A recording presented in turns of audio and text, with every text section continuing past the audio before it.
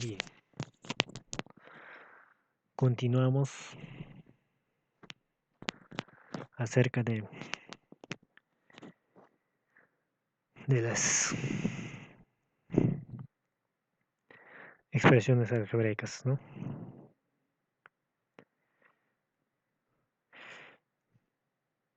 Lo que es clasificación de expresiones algebraicas. En resumen tenemos resumen de las características de expresiones algebraicas. Expresiones algebraicas se clasifican en racionales y irracionales. Dentro de los racionales se encuentra enteras, fraccionarios. Las racionales se caracterizan como exponente entero, su radical sin letras, ¿no?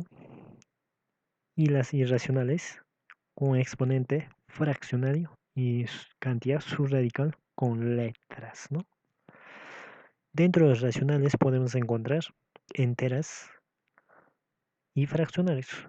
Enteras se caracterizan por llevar a exponente entero positivo, ¿no? Y su denominador sin letras, ¿no? Y fraccionarios con exponente entero negativo. No siempre, ¿no, muchachos? Eso tienen que tomar mucho en cuenta. Puede llevar en numerador, ¿no? Puede llevar letras, denominador también, ¿no? Y es más, sus exponentes pueden ser positivos y negativos, ¿no? Y a veces los que están en la secundaria pueden estar palteando, ¿no? Con esas cosas. Mucho cuidado, ¿no? Con letras. Listo. Ya, ¿qué más? Aquí tenemos ejemplos, como les decía, ¿no? Enteras, fraccionarios, racionales. Enteras son todos, sus exponentes son positivos, ¿no? Y los fraccionarios tienen con exponentes negativos. Y irracionales, en su cantidad subradical, tienen un letra, mientras que las racionales no tienen, ¿no?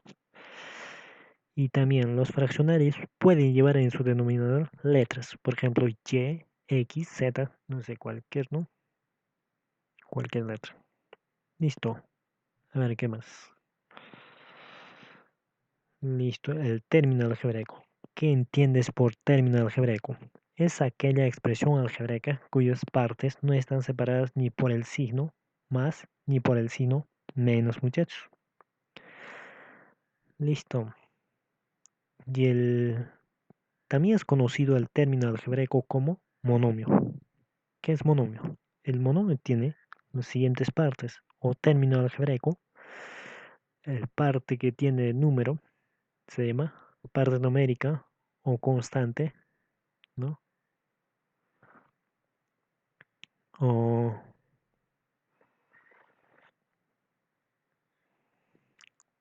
el otro, X se llama parte literal o variable. El, el 5 se llama exponente, está elevado a X, ¿no? Se llama exponente, ¿no? Teoría de exponentes. ¿Qué entiendes sobre teoría de exponentes, muchachos? La teoría de exponentes tiene por objetivo estudiar todas las clases de exponentes que existen y las relaciones que se dan entre ellos, ¿no? Clases de exponentes, estudia qué tipo de exponentes hay, ¿no? Y las relaciones, qué relaciones hay entre ellos. Y pasaremos de hablar potenciación. La potenciación es la operación que consiste en repetir el número llamado base tantas veces como factor. Y entonces, ¿cuál es la base? La 2 es la base, como podemos ver en ese ejemplo. Esta es la base, el 5 es exponente. ¿Y el factor cuál sería? El factor sería 2 por 2 por 2, ¿no? Como factor repetiría 5 veces 2. Y entonces el resultado se llama potencia, ¿no? Eso se llama potencia. También se llama este toito, ¿no? Este base y exponente toito se llaman también, ¿no? Potencia, porque el resultado es potencia. Ya sí. Y ahora pasaremos leyes que rigen a los exponentes. Multiplicación de potencias de base igual. dice de bases iguales, muchachos, ya, A. Y entonces en este caso se suma, ¿no? Sencillo, A más, digo de M más B, ¿no? Eso sería el resultado, muchachos. Ejemplito tenemos aquí, 5 elevado a 3, 5 elevado a 2, 5 elevado a 4, 5 elevado a 1. Y entonces se suma todos sus exponentes. 3 más 2 más 4 más 1 sería 10. O el 5 que sea un variable o y o x igualito, ¿no? X. Y entonces x a la 10 sería, ¿no, muchachos? Así de sencillo. División de potencias de bases iguales. Entonces, ¿qué se hace? En este caso es la resta de exponentes, ¿no? El que está de arriba resta. En este caso puede ser de 5, ¿no? Bases iguales. 5 5. El que está arriba su exponente es 7. Sería 7 menos 4, ¿no? Y aquí tenemos ejemplos, ¿no? Por más que sean letras, ¿no? M menos N. Igualito, ¿no? El resultado sería 5 elevado a 3, ¿no? Porque 7 menos 4 es 3, muchachos. Así de sencillo, muchachos. Una de las cosas importantes, el exponente cero. El exponente cero siempre va a ser 1. Así que sea cualquier número, ¿no? Y aquí tenemos como concepto, para todo A pertenece a reales, ¿no? Que sea, no sé, un número pi, un número no sé, por más que sea x menos y elevado al cero, siempre va a ser 1. Y a es diferente de cero, siempre tiene que ser cero. Y si lo ves a 0 a la 0, ya tiene, eso no existe, ¿no? En otras palabras, es indeterminado. Bueno, esas cosas avanzan en límites, ¿no? En cálculos superiores. Bueno, muchachos, tenemos ejemplitos acá. 3 elevado a 0, 1. Menos 195 elevado a 0, 1. Pi a la 0, 1. Siempre va a ser 1. Ya aquí también un ejemplito. Menos 7 elevado a menos 5 entre corchetes elevado a 0. Siempre va a ser 1, muchachos. Exponente negativo. Ya, cuando es exponente negativo, el numerador siempre se pone 1, ¿ya? Y para abajo baja, ¿no? El 4, pero con su exponente positivo, muchachos, ¿no? Y aquí el otro, 5, ¿no? Ponemos el numerador 1, abajo bajamos menos 5 con su exponente 6, ¿no? Pero tiene que ser positivo. Si es fraccionario, ¿qué se hace? El fracción se invierte, ¿no? O sea, el 2 sube al numerador y el 3 baja hacia el denominador. Listo. Pero el signo es positivo. Aquí era menos 3. En este lado sería más 3, muchachos. Potencia de un producto. Potencia de un producto afecta a todos sus factores, ¿no?